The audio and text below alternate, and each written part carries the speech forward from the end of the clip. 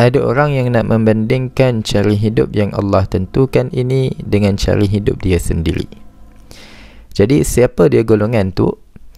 Itu yang Allah sebutkan di dalam ayat 135 sebelum ni. Wa qalu kunu hudan aw nasara tahtadu. Mereka berkata, jadilah kamu orang Yahudi atau jadilah kamu orang Nasrani. Jadi mereka tu siapa? Yang menganggap agama Yahudi mereka atau agama Nasrani mereka lebih baik daripada agama Islam yang dipilih dan dicorakkan oleh Allah dan Allah celup kita dengannya. Mereka adalah golongan ahli kitab. Jadi kita lihat sedikit perbandingan antara celupan ahli kitab dengan celupan Allah agama Islam ini. Kita lihat perbandingan antara agama yang Allah pilih untuk orang Islam, orang Muslim, dan agama yang telah diubah dan dicorak semula oleh manusia yang digelar sebagai ahli kitab, orang Yahudi ataupun juga orang Nasrani.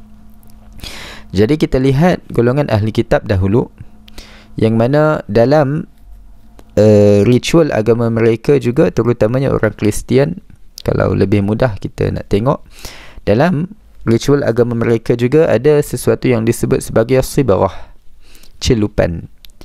Celupan ahli kitab yang mana mereka anggap bila penganut agama mereka dicelup, maka mereka akan menjadi orang yang suci dan akan mendapat syafaat dan pembelaan Nabi Isa, dan mereka akan selamat daripada gangguan syaitan, iblis dan sebagainya. Yang mana sibarah golongan ahli kitab, terutama orang Kristian, yang mana orang Yahudi juga asalnya ada, tetapi kemudian semakin ditinggalkan oleh mereka ritual sibarah, celup ni. Yang mana ahli kitab, terutamanya orang Kristian, mereka akan mencelupkan anak yang baru lahir, dan biasanya pada hari ke-7. Kalau kita orang Islam, hari ke-7 disunatkan, sunatkan dia, cukur rambut dia, namakan dia dan sebagainya. Tapi ahli kitab pada hari ke-7 bayi itu, mereka akan bawa anak itu ke gereja, dan paderi akan bukan mandikan, dia akan just celup aja dalam satu air yang dianggap sebagai lebihan air yang digunakan oleh Nabi Isa dahulu, dan dicampurkan dengan air lain, dan kemudian akan dicelup bayi itu 3 kali, 1, 2, 3, dan kemudian selesai. Jadi dengan celupan bayi itu pada hari ke-7, maka bayi itu dianggap telah suci dan telah mendapat perlindungan Tuhan daripada gangguan syaitan, iblis dan sebagainya. Itu sibarah orang Kristian ahli kitab yang mereka buat pada bayi mereka yang lahir pada hari ke-7-nya. Ataupun juga sibarah hatta orang dewasa juga ada sibarah celupannya, yang mana orang dewasa pula dilakukan sibarah celupan terhadap mereka, direndam dalam air tersebut ketika mana mereka datang untuk memohon keampunan pada paderi bila dah lakukan sesuatu dosa. Bila dia buat dosa, dia rasa dah banyak sangat dosa dia, hari Minggu ke hari Ahad ke, dia pergi ke gereja, jumpa paderi, masuk dalam satu bilik kecil, dan dia ceritakan semua dosa dia, dan paderi akan masukkan dia dalam air mandian tu atau rendaman tu, dan kemudian akan tuliskan surat pengampunan untuk dia. Dia bayar sekian-sekian, dan kemudian dia tuliskan surat macam ni lah, sijil pengampunan. Dengan sijil tu berarti dosa dia yang dia lakukan minggu tu atau bulan tu atau hari itu telah diampunkan. Jadi kalau jumpa Tuhan hari akhirat nanti, cakaplah, Tuhan tanya, ni dosa banyak-banyak ni macam mana? Dia keluarkanlah sijil pertama, sijil kedua, sijil ketiga dia. Yang semua tu telah dia kira ada voucher lah, voucher dosa. Jadi dia terlepas daripada dosa tu. Jadi itu celupan yang ritual agama dalam agama Kristian. Kita lihat Allah nak sebutkan, Allah nak bandingkan celupan yang sebegini yang sekadar ritual semata-mata, yang tidak akan mengubah pun perilaku dan peribadi dan akhlak dan sikap penganutnya, hanya sekadar dicelup ketika lahir atau dicelup ketika buat dosa, dan kemudian tidak diberi nasihat, tidak diberi tunjuk ajar, tidak diajak untuk mempelajari kitab. Adakah ini akan mengubah diri mereka menjadi penganut agama yang lebih baik? Tidak, sekadar ritual semata-mata. Berbeza dengan orang Islam. Orang Islam, Allah sebutkan Allah punya celupan untuk mereka. Allah celupkan mereka dalam mandian apa kah? Tidak.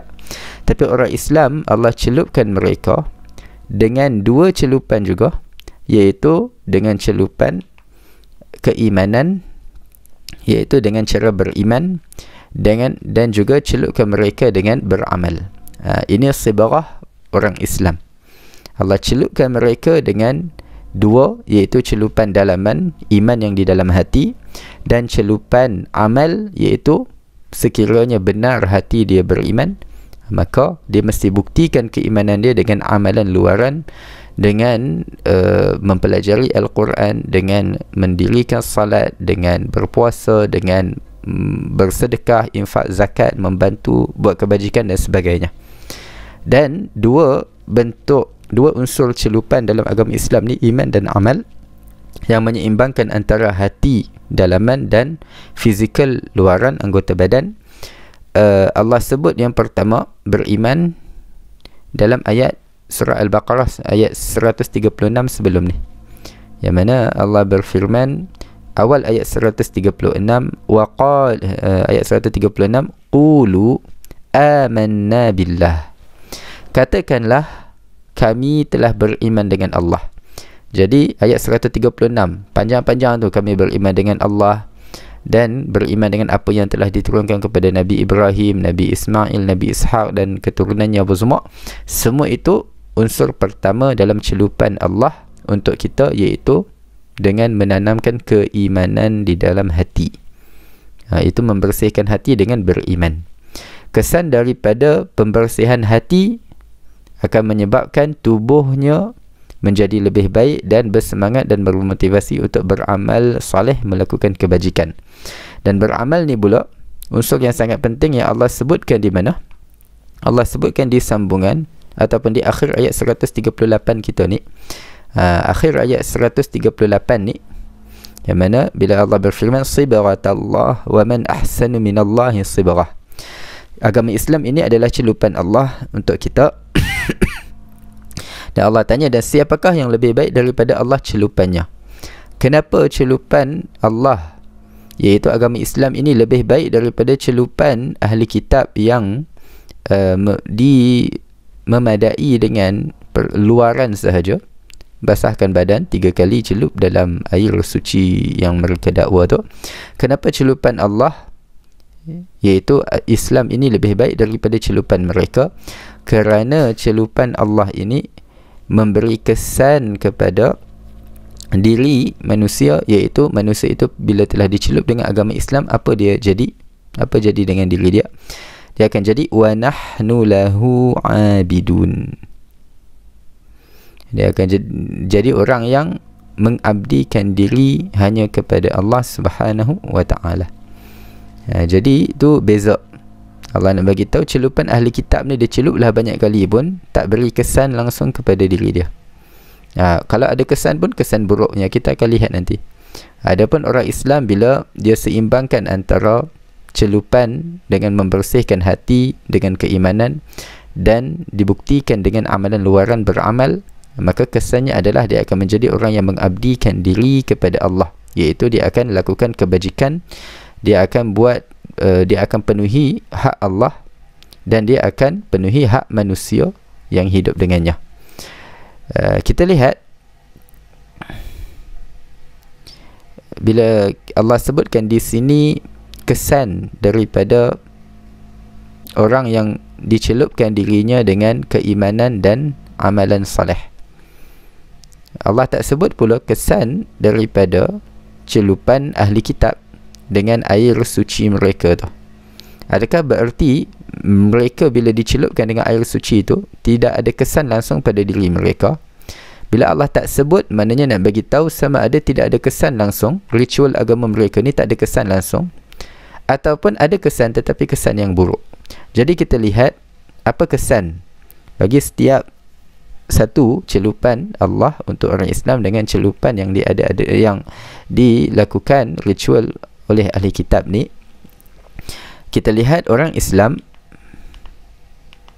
bila dicelupkan dengan keimanan dan amal soleh tadi, dia akan jadi orang yang mengesakan Allah Subhanahu wa taala. Dia tidak mensyirikkan Allah dengan sesuatu, sembah selain daripada Allah, atau sembah Allah dengan juga sembah sesuatu yang lain. Dia menghormati dan mengagungkan semua nabi rasul yang Allah utus, tetapi tidak menganggap para nabi dan rasul itu sebagai Tuhan. Sebab tu kita lihat dalam bahasa Arab Al-Quran di sini bila digunakan ungkapan wa nahnu lahu abidun, dan kami kepadanya lah orang-orang yang mengabdikan diri. Kita pernah belajar dahulu yang disebut sebagai gaya bahasa hasr. Hasr ni tak apalah, tak ingat dia punya istilah pun tak apa, iaitu hasr ni apa. Kalau kita tengok asal ayat ni wa nahnu lahu abidun, kita terjemah kami kepadanya lah orang-orang yang mengabdikan diri. Asal susunannya terbalik. Asalnya lahu ni duduk last sekali, akhir. Abidun duduk sebelumnya. Asal dia wa nahnu abiduna lahu. Asal dia kami dan kami orang-orang yang mengabdikan diri kepadanya. Kalau ikut susunan asal hatta bahasa Melayu pun orang-orang yang mengabdikan diri duduk dahulu dan kepadanya duduk terakhir. Kami orang-orang yang mengabdikan diri kepadanya. Asal dia wa nahnu abiduna lahu. Bahasa Arab dia macam tu asal, dan bahasa Melayu pun macam tu. Tapi bila diterbalikkan wa nahnu lahu abidun, kami kepadanya lah orang-orang yang mengabdikan diri. Asal dia kami orang-orang yang mengabdikan diri kepadanya. Bila diterbalikkan jadi kami kepadanya lah orang-orang yang mengabdikan diri, dia akan jadi makna apa? Dia akan jadi makna hanya, iaitu kami hanya mengabdikan diri kepada Allah. Kalau kata kami orang-orang yang mengabdikan diri kepada Allah, boleh jadi Allah salah satunya Tuhan yang kita sembah, kemudian ada banyak Tuhan lain, boleh jadi maksud begitu. Tapi bila diterbalikkan ayat ni, kami kepadanya lah orang-orang yang mengabdikan diri, dia memberi maksud kami hanya mengabdikan diri kepada Allah.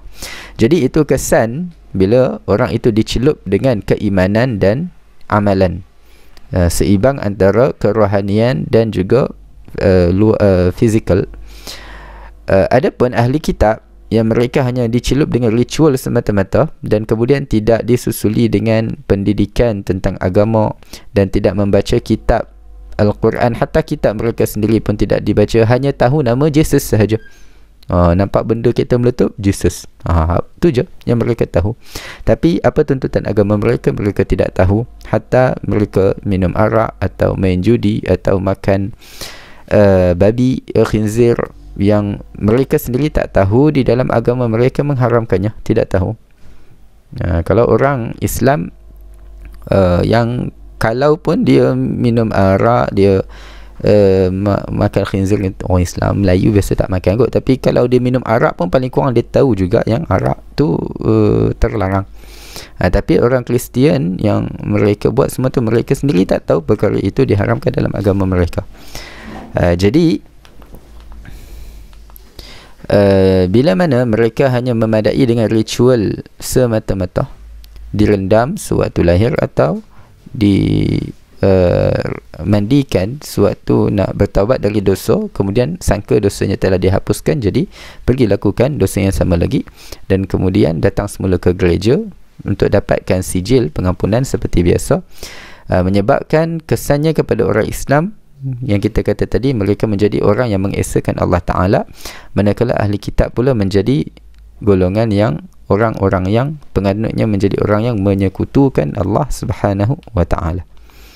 Jadi ini juga yang Allah akan tekankan lagi dan jelaskan lagi, yang mana amalan orang itu sebagaimana dalam ayat ni Allah tekankan tentang bukan sahaja penting keimanan dalaman, penting juga keimanan luaran. Allah guna ungkapan wa nahnu lahu abidun. Di sini Allah guna ungkapan kami kepadanya lah orang-orang yang mengabdikan diri. Di sini Allah sebut tentang perbuatan mengabdikan diri, nak bezakan dengan orang ahli kitab yang mengaku beriman tetapi amalan mereka tidak mengikut tunjuk ajar kitab mereka pun, bukan apatah lagi kitab Al-Quran. Mereka mengaku beriman dalaman tetapi luaran mereka tidak mengikut ajaran agama mereka sendiri. Adapun orang Islam yang mengaku beriman di dalam hati mereka di luarannya juga abidun, mengabdikan diri, dia melaksanakan tuntutan agamanya. Jadi di sini Allah lebih tekankan kepada orang Islam menjaga luaran seperti mana mereka mendakwa hati mereka beriman. Di dalam ayat yang selepas ni nanti yang akan datang, yang kita akan terangkan lagi, pada firman Allah, قل أتحاجوننا في الله وهو ربنا وربكم ولنا أعمالنا ولكم أعمالكم ونحن له مخلصون. Dekat sini wa nahnu lahu abidun, kami orang-orang yang mengabdikan diri. Allah nak bagi tahu mereka lakukan amalan luaran. Sebagaimana mereka mendakwa mereka beriman, luaran mereka juga melakukan amalan. Badan mereka lakukan amalan. Di ayat 139 selepas ni nanti Allah akan sebut bila mereka dah jadi orang yang beramal, mereka akan pastikan amalan mereka itu pula ikhlas untuk Allah.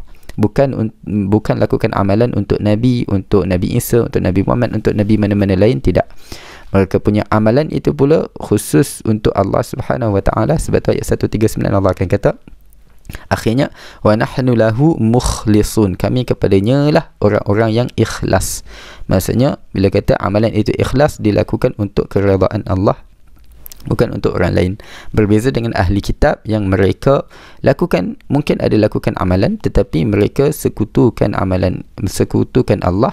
Bila lakukan amalan itu, mereka lakukan bukan untuk Allah sahaja tetapi untuk Nabi Isa, untuk Jesus mereka, untuk Tuhan yang mereka dakwa selain daripada Allah Subhanahu wa taala.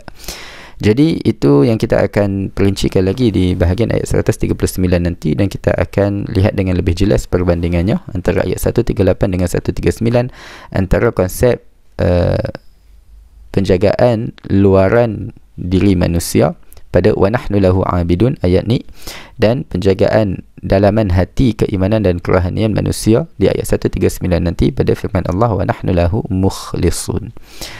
Semoga Allah Subhanahu wa taala mengekalkan kita di dalam celupannya, di atas landasan agama Islam, dan melindungi kita daripada terpesong sebagaimana terpesongnya golongan ahli kitab, yang mana kita tidak sepatutnya merasa sentiasa selesa.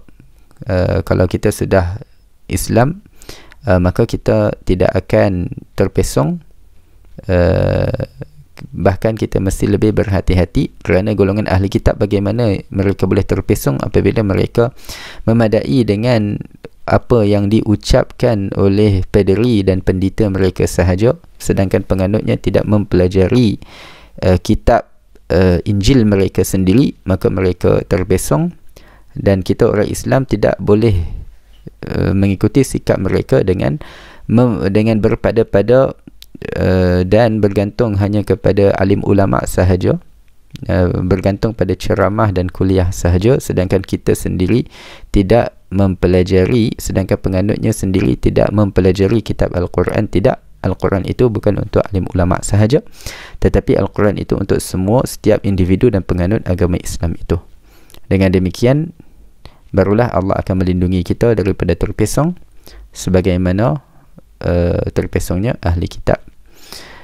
Sekadar ini dahulu kita tangguhkan dan kita sambung perbahasan ayat-ayat berikutnya pada pertemuan yang lain. Subhanakallahumma wa bihamdika asyhadu an la ilaha illa anta astaghfiruka wa atubu ilaik. Sallallahu ala nabiyyina Muhammad wa ala alihi wa sahbihi wa sallam. Walhamdulillahi rabbil alamin. Wassalamualaikum warahmatullahi wabarakatuh.